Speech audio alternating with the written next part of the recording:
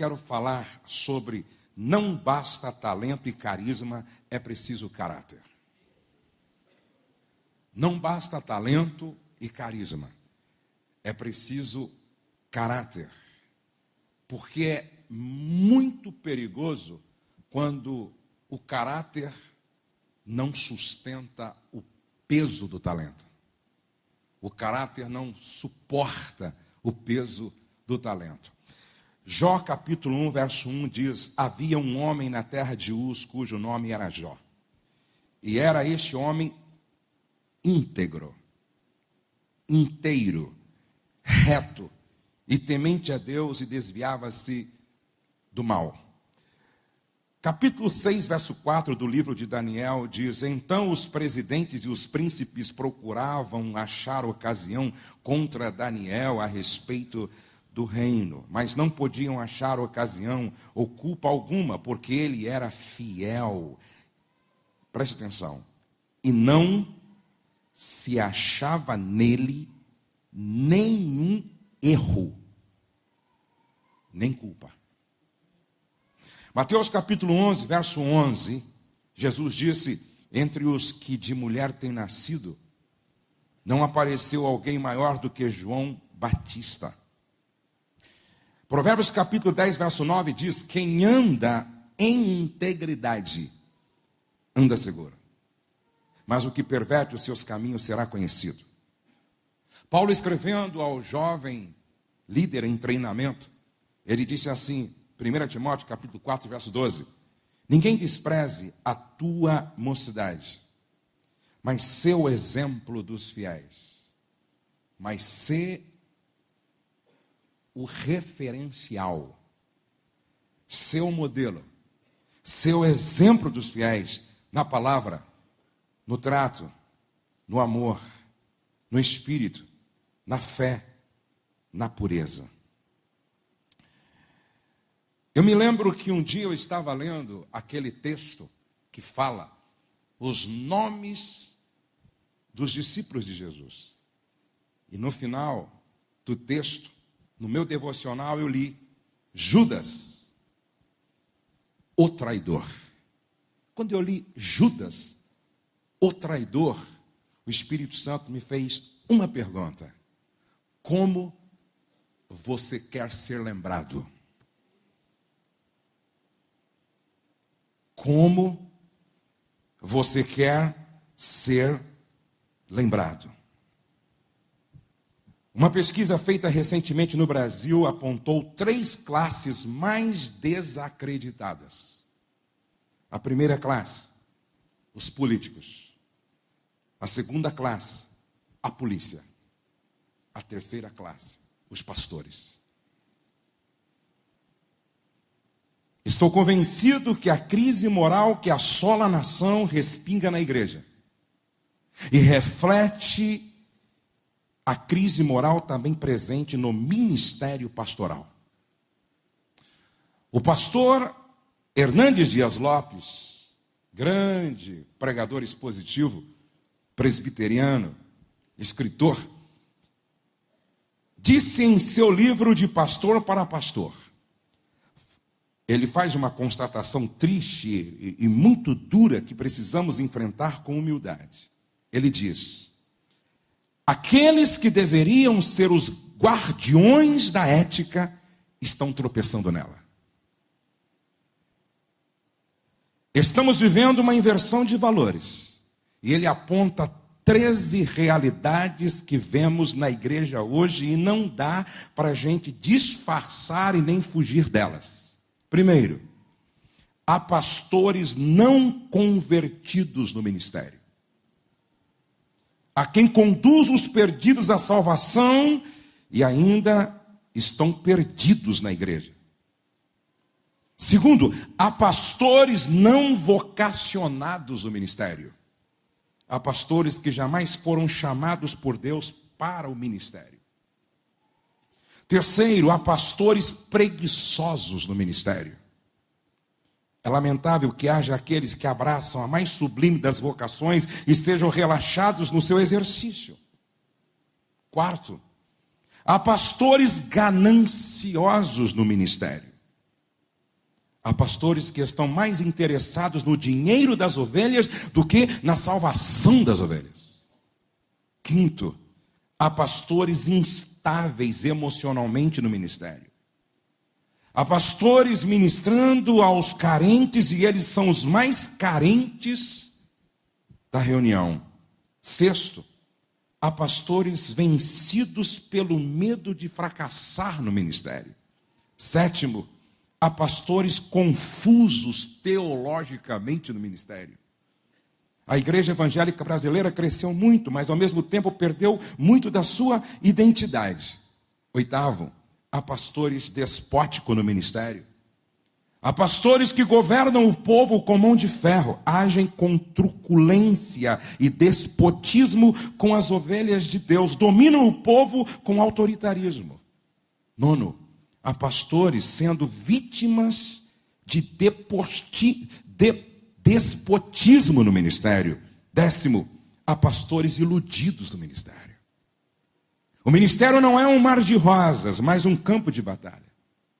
O ministério não é uma sala VIP, nem uma estrada coberta por um tapete vermelho. O ministério não é um parque de diversões e nem uma colônia de férias. Paulo encarava o ministério como uma chamada para o sofrimento. Sofre, pois, comigo as aflições como um bom soldado de Cristo.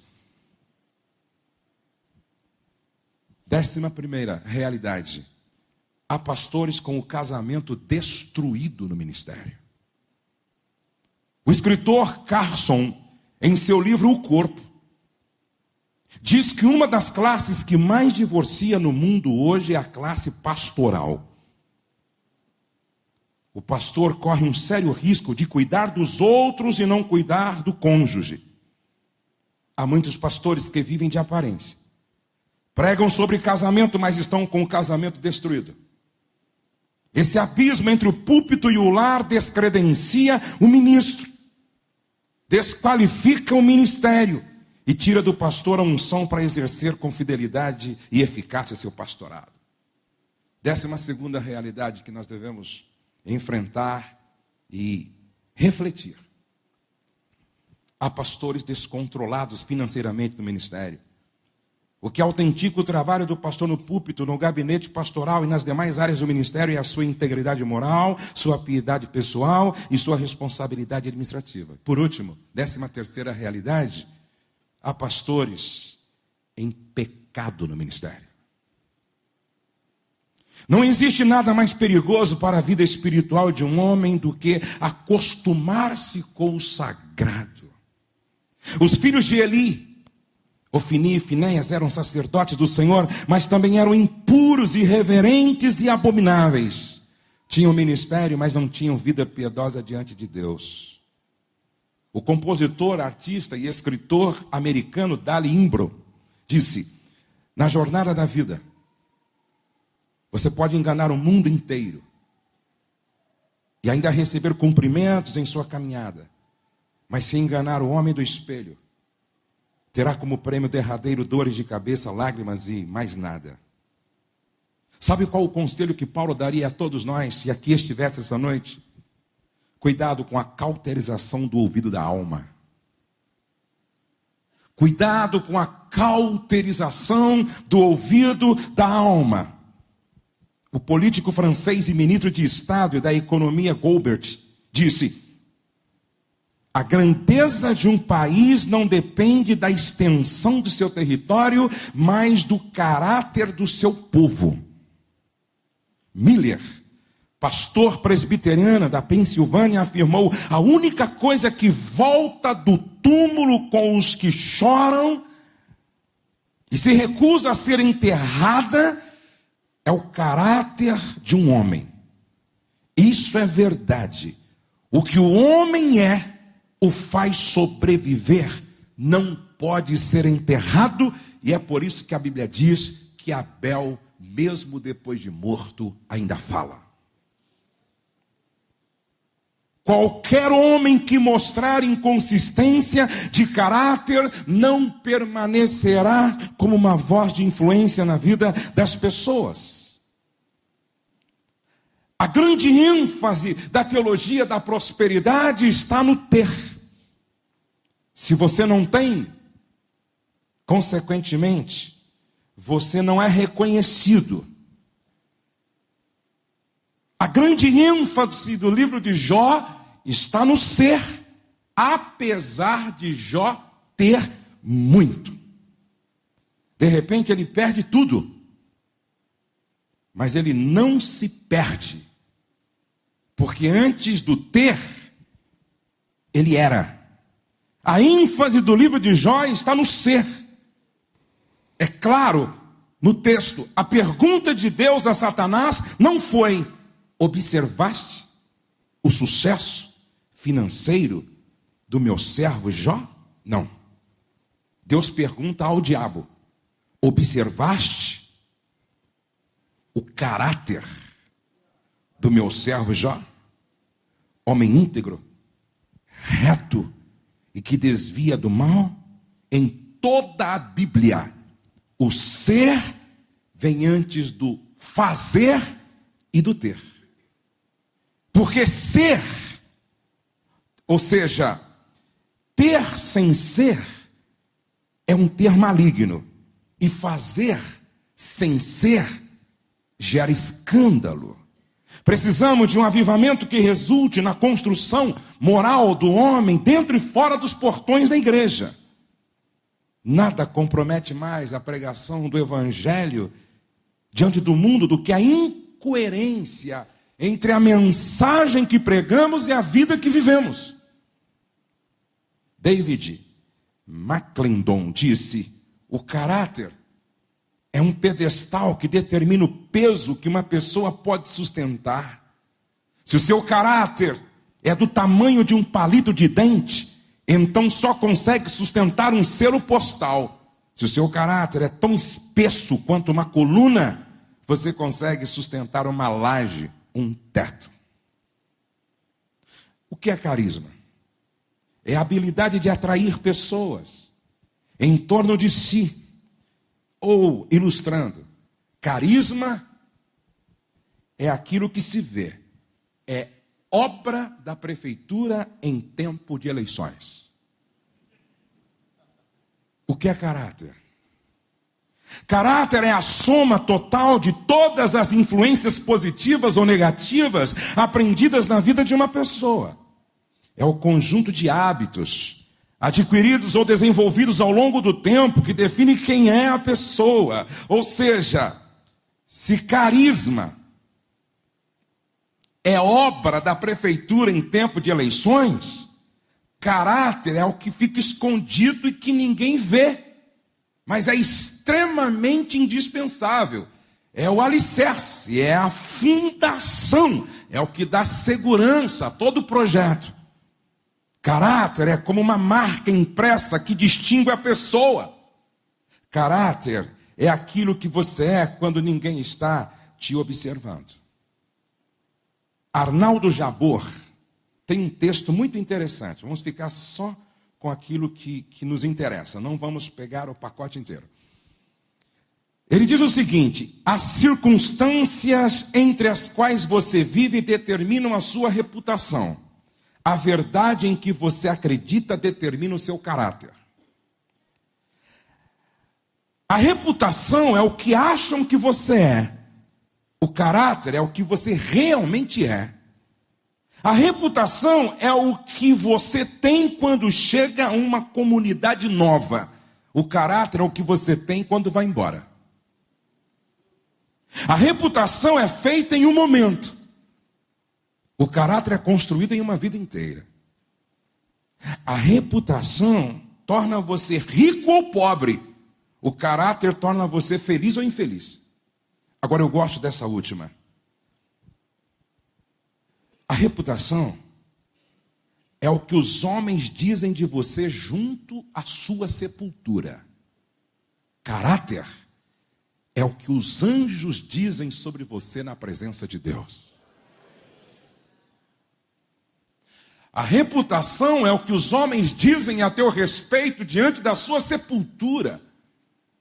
Caráter é o que Deus diz sobre, é o que os anjos dizem sobre você diante de Deus. Os anjos dizem sobre você diante de Deus. Hernandes Dias Lopes diz que a moralidade pública, sem piedade secreta, é como um corpo sem alma. John Adair, o primeiro britânico a dedicar-se ao ensino da liderança na universidade nos Estados Unidos, ele diz o seguinte: uma liderança que não se sustenta no alicerce da integridade não permanece, sempre vai entrar em colapso e geralmente mais cedo do que se espera. Ralph Waldo Emerson, escritor, filósofo, ele diz o seguinte: toda grande instituição é a sombra projetada de um único homem. Seu caráter determina o caráter da sua organização. Um grande filósofo alemão disse: os homens mostram o seu caráter da maneira mais clara nas trivialidades quando não estão sendo observados. Gosto do pensamento que diz: as crises não formam necessariamente o caráter, mas certamente o revelam. O pastor de pastores, London Jr., diz em seu livro, Despertando para um Grande Ministério, como é fácil permitir que a alma se encolha por causa de comprometimentos triviais. Como é que o caráter se manifesta? Como é que o nosso caráter é revelado? O caráter se manifesta através de valores, motivações, atitudes, sentimentos e ações demonstradas. A forma como eu lido com o dinheiro que não me pertence e com o meu próprio dinheiro revela muito do meu caráter. Coloca dinheiro nas mãos de uma pessoa e conhecerás o substrato do ser dela. Judas revela o seu caráter na forma como ele lidou com o que estava na bolsa. O escritor Rob Thompson diz: a falta de caráter cria uma plataforma para a destruição da intimidade com Deus e com as pessoas de bem. A forma como você lida com o sexo oposto revela muito do seu ser na presença de Deus, do diabo e dos homens. E me impressiona um homem chamado Eliseu.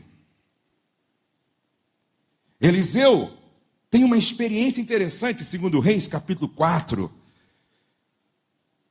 Uma mulher se compadece dele e o serve generosamente refeições quando por ali ele passava.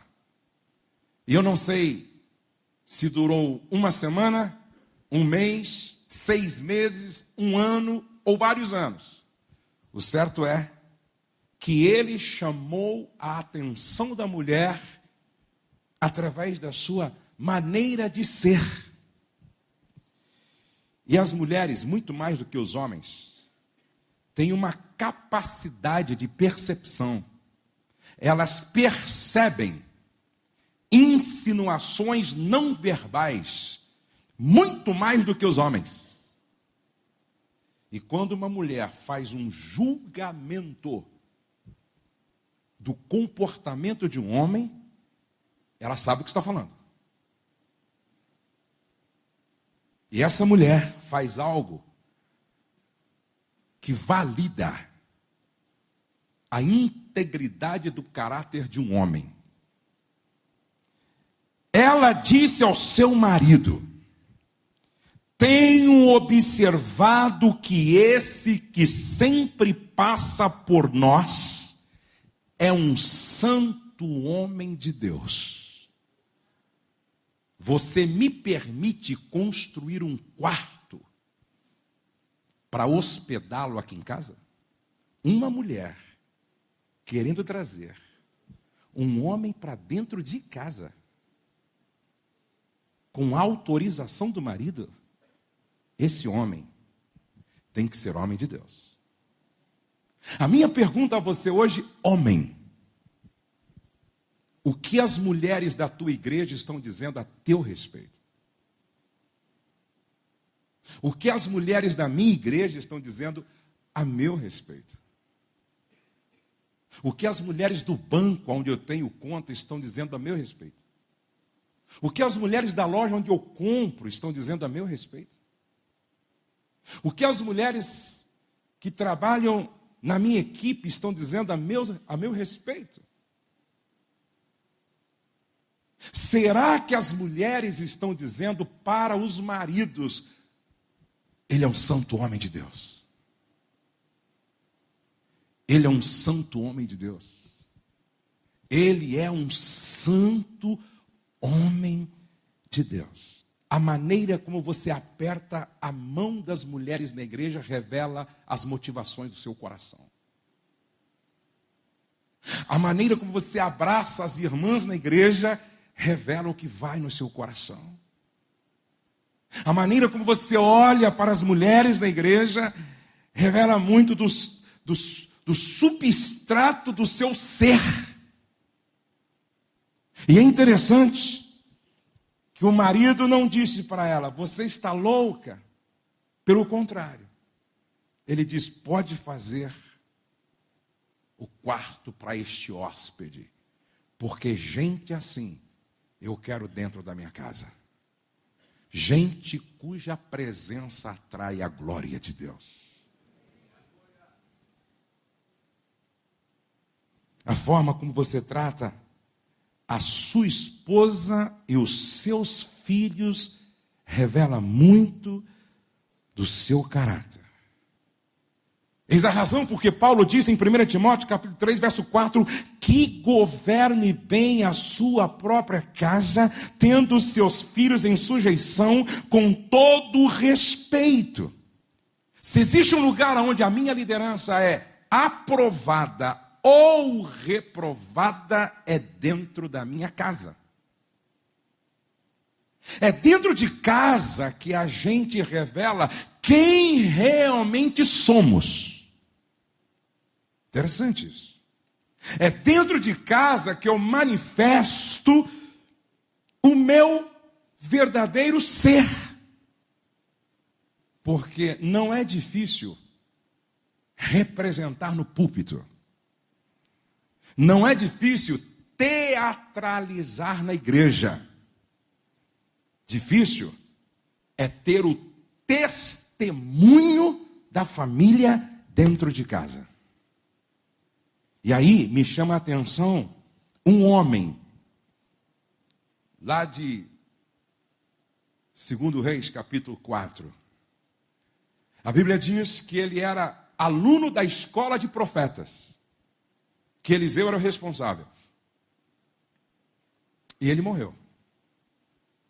Veio o credor e queria levar os 2 filhos em forma de pagamento, como escravos.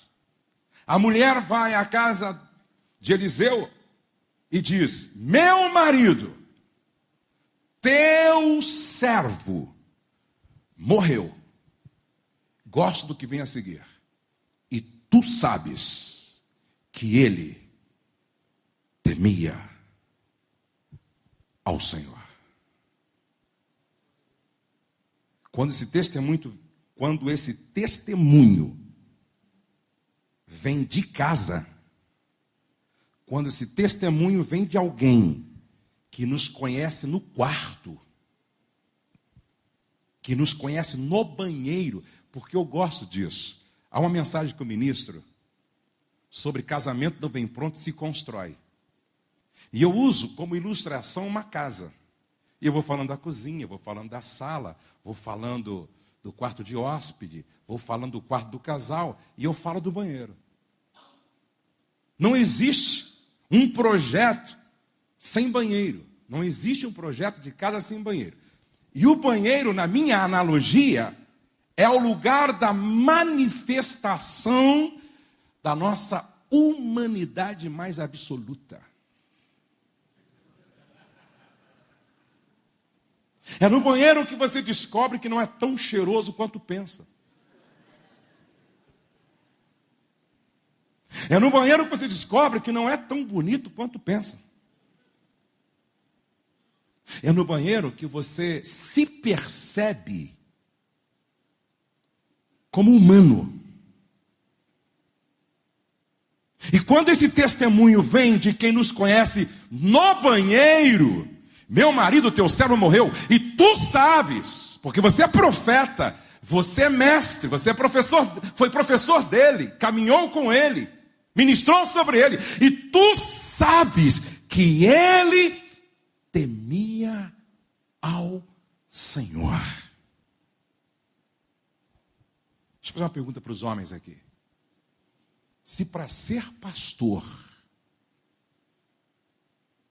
sua esposa tivesse que assinar, você seria? Se para ser pastor, os seus filhos tivessem que assinar, você seria? Se para ser pastor, a tua sogra tivesse que assinar,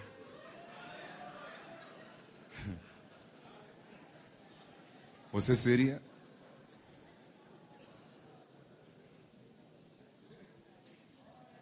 Se para ser pastor os teus cunhados tivessem que assinar, você seria?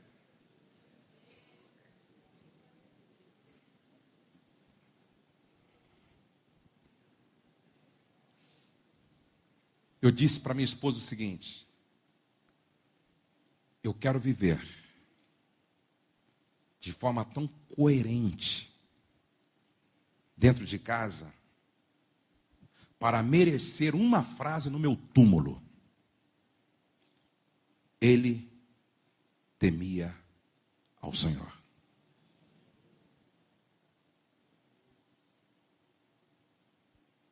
Quem é você dentro da sua casa? Um dia uma esposa disse para minha esposa, sexualmente falando, eu me sinto estuprada pelo meu marido na hora do sexo. E ele é pastor da igreja e radical no púlpito.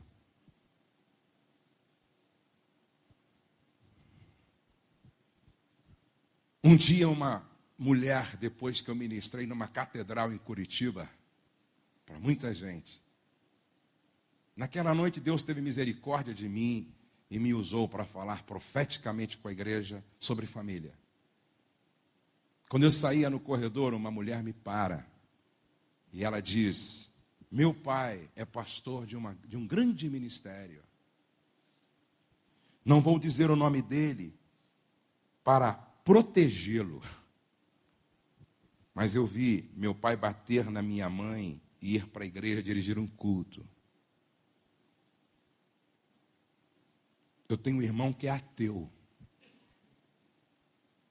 Eu tenho uma irmã revoltada. E eu me tornei uma prostituta. E um dos meus irmãos, quando mais precisou do meu pai, ele viu meu pai ajudando várias pessoas. E quando ele mais precisou, ele procurou meu pai. E o meu pai foi insensível, indiferente, disse não para ele e deu as costas.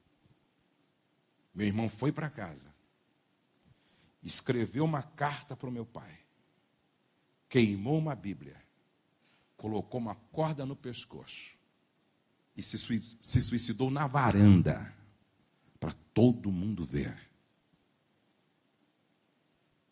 Sabe, amados, eu tenho dito para mim mesmo, se eu não servir de inspiração para minha família, eu não sirvo para ocupar um lugar no ministério. Se a minha família não puder dizer, eu vejo Deus em você, eu não sou digno de ocupar um lugar onde a Bíblia diz, ser o exemplo. Ser o exemplo. Ser o exemplo. O conteúdo das suas conversas informais revela muito de quem você é. Mateus 12:34, Jesus disse, raça de víboras, como podeis vós falar coisas boas sendo maus, pois do que há em abundância no coração, disso fala a boca. Então, cuidado, porque ao falar, você está revelando, você está se revelando interiormente. Eu revelo muito do meu caráter quando eu falo. Por isso, algumas piadas não cabem na boca de um profeta. Algumas piadas não cabem na boca de um sacerdote. Algumas piadas não cabem na boca de um homem de Deus. A maneira como você trata os pobres e os ricos revela muito o seu caráter. Me impressiona Jesus, porque ele vai para Jericó e quando ele está passando por um pobre cego esmoler, ele ouve o clamor e ele para. Ele para e pede para que aqueles que estavam servindo de impedimento façam algo em favor do pobre. Tragam-no. Aí eles trouxeram. Jesus o cura e o despede salvo. Logo em seguida, Jesus para debaixo de uma árvore. Agora não é um cego, não é um esmoler, não é um mendigo, agora é um cara rico. Ele para. E trata com a mesma dignidade com a qual tratou o cego. E só não foi para a casa do cego, porque talvez nem casa o cego tinha. Como é que eu trato os ricos e como é que eu trato os pobres? Há uma tendência em nós privilegiar os que têm e menosprezar os que não têm. O escritor Rob Thompson disse no seu livro A Excelência do Caráter: a pessoa de caráter procura fazer o que é certo e não o que é cômodo. A maneira como você responde quando é provocado, a maneira como você reage. Eu li uma frase outro dia que eu gostei muito: não é difícil agir como Jesus, o desafio é reagir como Jesus. Porque para agir como Jesus, você planeja, você pensa, você estuda. Agora, na reação, não tem muito tempo para pensar.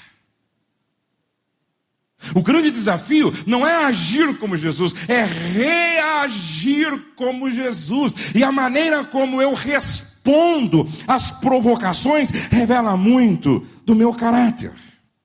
A maneira como você lida com o poder revela muito o seu caráter. A maneira como você lida com as suas emoções, a maneira como eu lido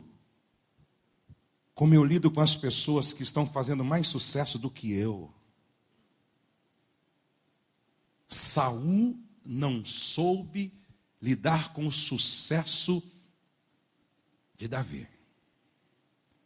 Sabe, amados, o meu filho Douglas está indo muito bem. Às vezes ele ministra comigo e as pessoas dizem assim: é uma versão sua melhorada.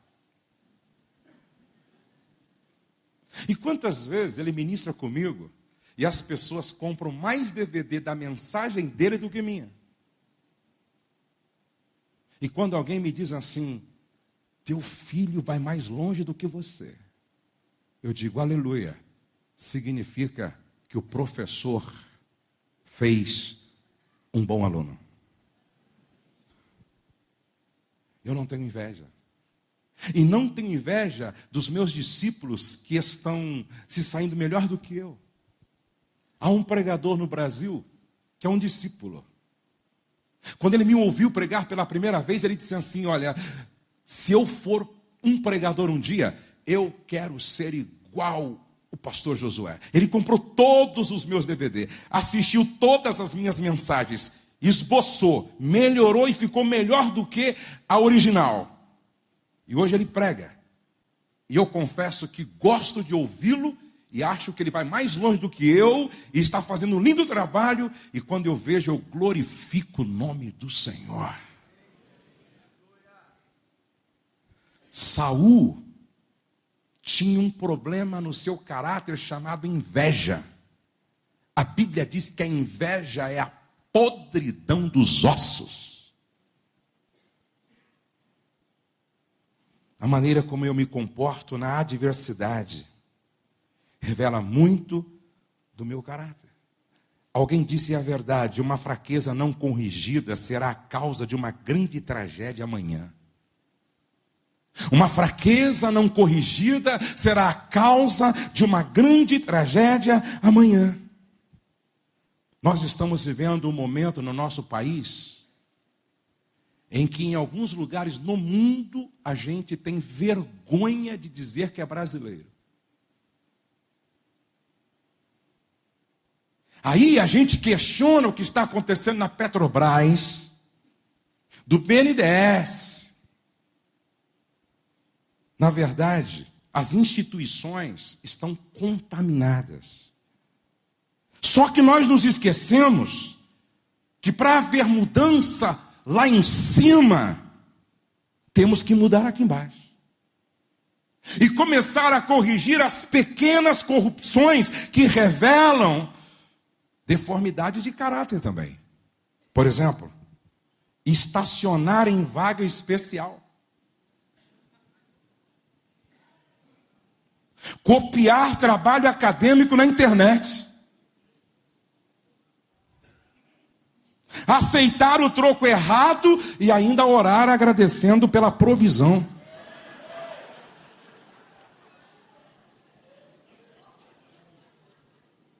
Arrumar um atestado médico falso. Furar a fila. Comprar produtos falsificados. Relógio pirata. Bolsa pirata. Camiseta pirata. CD pirata. DVD pirata. Tênis pirata. Falsificar carteirinha de estudante. Roubar o sinal da antena a cabo. Da TV a cabo. Um dia um irmão chegou para mim, obreiro, hein? Pastor. Descobriu um aparelhinho. Que se o senhor instalar, o senhor capta o sinal de 700 canais e não paga nada. O senhor não quer comprar?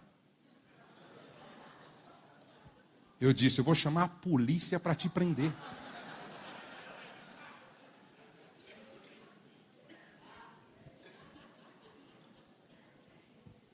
Colar na prova. Eu não sei se é verdade, mas eu ouvi falar que no Japão, se o professor pegar um aluno colando na prova, no outro dia, eles colocam na frente do colégio o nome do aluno e a frase: este aluno envergonhou nossa escola.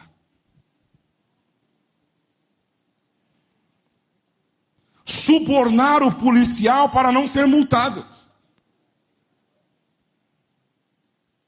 Roubar energia elétrica e água. Gato. Sabe, amados,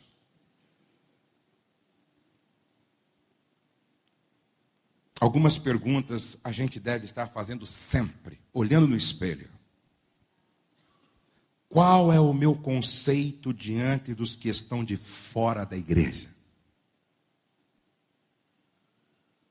Um dia Jesus, lá na Cesareia de Filipe, interrogou os seus discípulos dizendo: quem diz os homens que eu sou?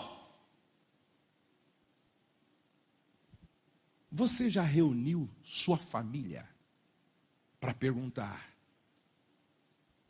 o que estão dizendo a meu respeito? Você já reuniu os diáconos para dizer: o que estão dizendo a meu respeito? Jesus teve a coragem de perguntar para os discípulos: o que estão falando sobre mim?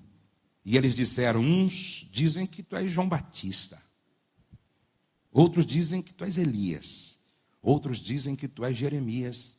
Outros dizem que tu és um dos profetas. Qual é o meu conceito diante da igreja? Como é que a igreja me vê? Qual é o meu conceito diante da minha família? Qual é o meu conceito diante do meu líder? Qual é o meu conceito diante dos companheiros de trabalho? Qual é o meu conceito diante do meu cônjuge? Qual é o meu conceito diante de Deus? E qual é o meu conceito diante do diabo?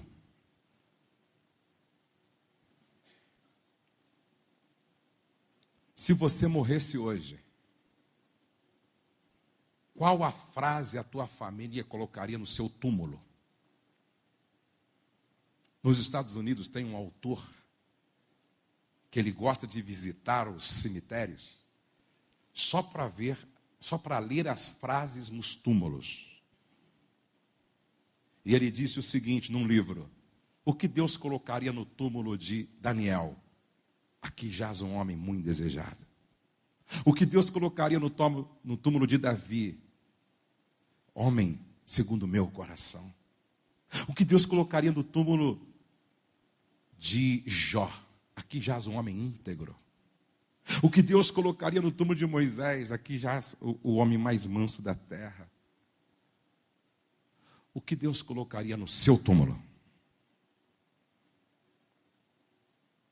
Se hoje Deus marcasse uma reunião com o diabo, como aconteceu entre ele, como aconteceu no caso de Jó.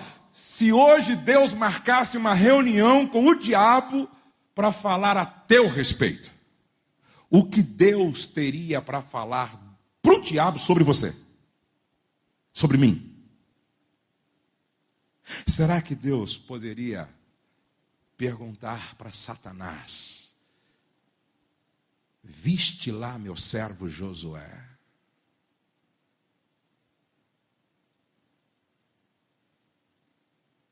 Viste lá meu servo Josué?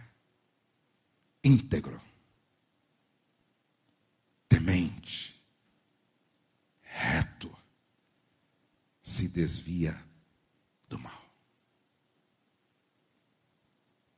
Antes de terminar, me permita aqui só falar de 2 livros para vocês. Esse livro aqui, eu escrevi com a intenção de ajudar as pessoas, falando de chamada, unção, conhecimento, memória, habilidade, inspiração, criatividade, observação e síntese. Esse livro tem ajudado muita gente. Algumas pessoas não entendem que comunicação tem a ver com conexão. Muitos se comunicam, poucos se conectam. E como é que a gente se conecta falando com uma pessoa, 3 pessoas, 10 pessoas, 20 pessoas, 1000 pessoas, 20 mil pessoas? Existem alguns segredos. E comunicar bem é uma arte. Usar bem a voz é uma arte. Então eu coloco aqui. Eu coloquei um título provocador: Aprenda a Pregar. Até porque um cara estava, toda vez que ministrava, o pessoal dormia. Um dia ele gravou a mensagem, foi assistir e dormiu também. Então o cara é ruim mesmo. Esse livro aqui pode te ajudar. Esse livro aqui é muito legal, ok? Cadê o Gustavo Lima? Tá aí o Gustavo Lima para me ajudar? Esse livro aqui, ó, eu escrevi com base na minha experiência de ministração pelo Brasil e também com base na minha experiência conjugal. Eu me lembro que há 26 anos atrás, quando eu ministrava para a família, eu ministrei para 4.000 pastores sobre pais e filhos. E eu fui ao banheiro no intervalo. E o pessoal não percebeu que eu estava lá. E muitos diziam assim: os filhos deles são pequenos. Quero ver quando esses meninos crescer, se ele vai ter autoridade para falar como ele fala hoje. Meus filhos cresceram. E os meus filhos hoje são referências na minha igreja. Meu filho Douglas tem um movimento chamado Seja uma Cópia de Jesus. E é comum os pais dizerem no templo, olha para o Douglas, hein? Olha para o Douglas. Então, eu tenho um portfólio. Se a tua família não for o seu portfólio, não prega sobre família. Esse livro, 104 erros que um casal não pode cometer. E quem não compra comete 105 erros. Então eu vou lhe aconselhar a comprar, certo? São 360 páginas que serve para você ministrar, que serve para você aconselhar, que serve para você aplicar na sua vida. Eu falo de muitos assuntos e eu conto aqui com um grande médico que me ajudou quando eu falo aqui de sexologia. É muito legal, 104. Se você comprar esse livro, você ganha esse aqui, ó, Construindo o Céu em Casa. Cada um dá o que tem e eu só espalho o céu quando eu carrego o céu dentro de mim. Então, é muito legal esse DVD aqui, Construindo o Céu em Casa. Amados, eu não vendo livro só pelo dinheiro. Se você comprar o meu livro para me ajudar apenas, não compre. Eu quero investir no seu crescimento. Eu gosto quando a pessoa compra o meu livro para ler mesmo. Para ler, certo? Então, esses livros são assim, eu creio que vai agregar valor. Nós temos um kit que eu sempre anuncio na televisão. São 6 DVDs e um livro. Eu brinco quando as pessoas assistem esses DVDs, melhora tudo lá em casa. O homem começa a dar 6 abraços por dia na esposa. Ele começa a fazer massagem nos pés da esposa. Ele começa a deixar bilhetinhos de amor debaixo da garrafa térmica pela manhã para a esposa com R$100 junto. Ele vira uma lidão assim, não é? Que bênção. Muito bem, eu falo de sexo, eu falo de vencendo os inimigos do amor, 3 coisas que o seu filho gostaria de te dizer, aprendendo sobre família com o pai do filho pródigo, construindo sua paz financeira e junto vai um livro. E quem comprar esse kit vai ganhar essa Bíblia, Família Meu Maior Patrimônio, que é a Bíblia viva, numa linguagem contemporânea. Essa Bíblia é muito interessante, principalmente para ler devocionalmente, e dentro tem um DVD também. Se você comprar esse livro, Aprenda a Pregar, você vai ganhar esse livro aqui, ó, O Perigo de Quebrar o Princípio de Autoridade. Quem quebra o princípio é quebrado pelo princípio, certo? Muito interessante esse livro. E eu não sei quantos já me ouviram falar que eu estou construindo uma casa de recuperação de casamentos, que na verdade já está funcionando, porque eu já construí uma parte que dá para funcionar. Eu estou construindo essa clínica. Nós inauguramos parcialmente em 23 de março de 2013. E eu só recebo casais se separando. Da inauguração até aqui, nós já recebemos 300 casais se separando e boa parte pastores. E nos últimos que nós realizamos, os últimos SOS, eu pedi para fazer um levantamento e eu fiquei surpreso. 80% dos casais que passaram lá estão completamente restaurados para a glória. Vamos aplaudir ao Senhor por isso? Isso é maravilhoso. E esse livro aqui, O Triunfo do Amor, é uma ficção que fala da ideia da casa. Só que isso aqui acontece numa ilha. É muito legal esse livro, O Triunfo do Amor. Você começa a parar, envolve 6 casais, você começa a ler e não consegue parar. E O Triunfo da Família é uma continuação, e Pais Ausentes, Filhos Online. Muito legal. Você vai pagar só um livro e vai levar 3. Você vai pagar só um e vai levar os 3, ok? É uma promoção. Só isso? E a camiseta também, ó. Você ficou bonito com essa camiseta, hein, Gustavo Lima? Família Meu Maior Patrimônio. Deus abençoe. Você pode pagar no cheque fé datado, pode pagar o cartão de crédito. Diga para a pessoa ao lado, invista mais na sua mente do que na sua barriga. Senão cresce só a barriga. Eu termino falando que o que você é mais importante do que você faz. O que você é mais importante do que você faz. Reputação é o que as pessoas pensam que eu sou, no púlpito e fora dele. Caráter é o que Deus sabe que eu sou. Me lembro de um homem, pastor, de uma grande igreja no interior de São Paulo. Ele viajou para o Nordeste. Ele nunca tinha tomado uma caipirinha. Nasceu no berço evangélico como eu. E ele lá no Nordeste estava numa lanchonete, num posto de gasolina. E veio a tentação. Ele disse: eu nunca experimentei essa pinga com limão. Eu vou experimentar aqui. Chamou o cara e falou: ó, como é que chama aquela pinga com limão e gelo? Rapaz, falou: caipirinha. Prepara uma caprichada para mim. O cara preparou uma caipirinha caprichada. Ele pegou, deu uma olhadinha assim. Virgem, não é?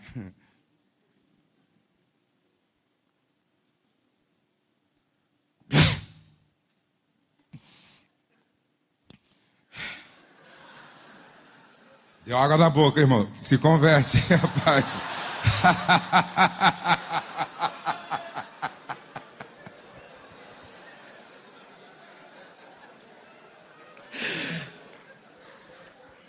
Não gostei, não. Desceu queimando, não gostei, não. Aí ele toma uma água e tal, né?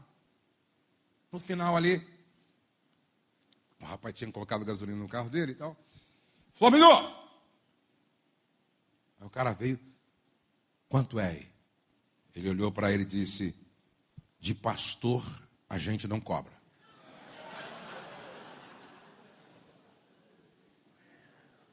Aí ele falou: meu Deus. Falei: rapaz, você me conhece de onde? Falou assim: eu tenho uma tia que mora lá na sua cidade de São Paulo. E um dia eu fui visitá-la. E ela me convidou para ir na sua igreja. E eu ouvi você pregando no púlpito.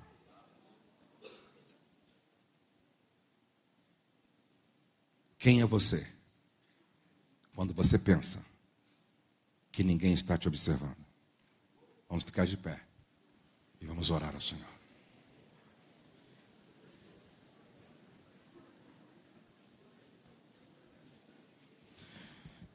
Quem entende que precisa melhorar, levante a sua mão assim, por favor. Muito bom.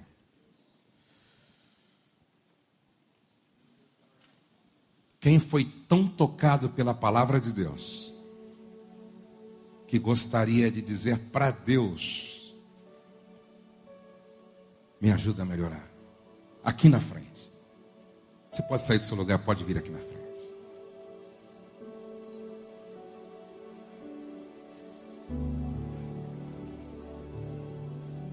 Enquanto isso, vamos louvar ao Senhor.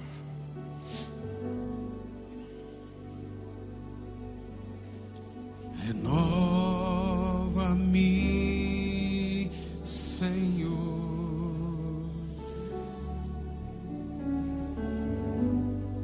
Já não quero ser igual. Renova-me, Senhor.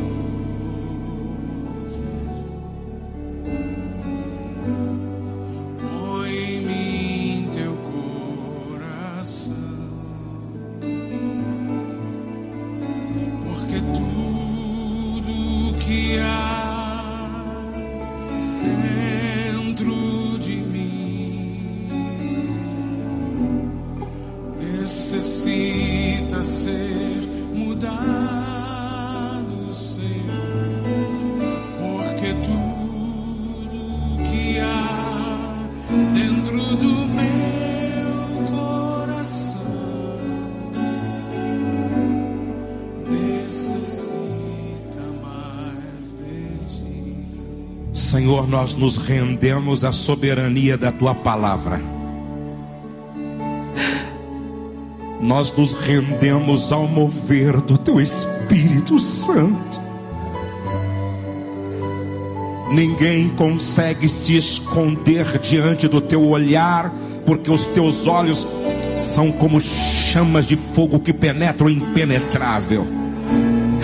Tu nos conhece por dentro e por fora. O Senhor nos sonda, nos esquadrinha. O Senhor nos acompanha dentro e fora de casa. Nós não conseguimos fugir do teu olhar. Nós não viemos aqui, ó Pai, apenas para mais um evento. Nós viemos porque tínhamos a certeza de que o oleiro estaria na casa do oleiro. Nós nos prostramos diante de Ti para dizer: mexe nas áreas que precisam ser melhoradas na nossa vida. Toca nas áreas que precisam ser consertadas na nossa vida. Cura o nosso caráter. Nós não queremos sair dessa escola, casa de Zadok, do mesmo jeito. Nós queremos sair daqui como Jacó saiu do val de Jaboque, marcado. Queremos sair daqui marcado, e que todos percebam que mudou o nosso andar, que mudou o nosso andar, que mudou o nosso andar, que mudou o nosso andar, que mudou o nosso falar. Que todos percebam que o Senhor tocou em nós de forma extraordinária, curadora, transformadora, libertadora.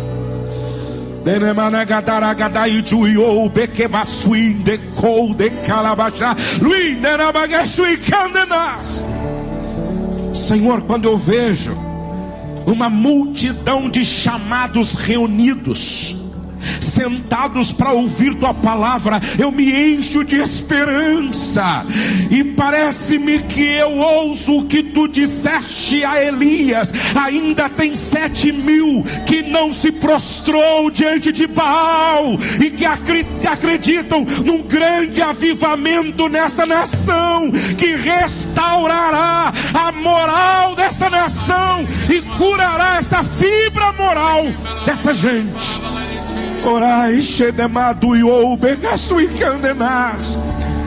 Conta conosco, Senhor. Faz de nós agentes de transformação e agentes de mudança, mas começa a partir de nós essa grande mudança. Nós nos arrependemos e pedimos perdão dos nossos pecados, perdão das nossas falhas, perdão das nossas transgressões, perdão dos nossos erros. Que vejam em nós a glória da tua presença, e que, como aquela mulher deu testemunho para o marido sobre Eliseu, que aqueles que nos observam possam dar o mesmo testemunho. Ali vai um santo homem de Deus, e que em nós o teu nome seja sempre glorificado. Em pé, dê um abraço em pelo menos 10 pessoas e diga: um novo tempo começa nessa escola, casa de Zadok. Um novo tempo começa. Vamos louvar.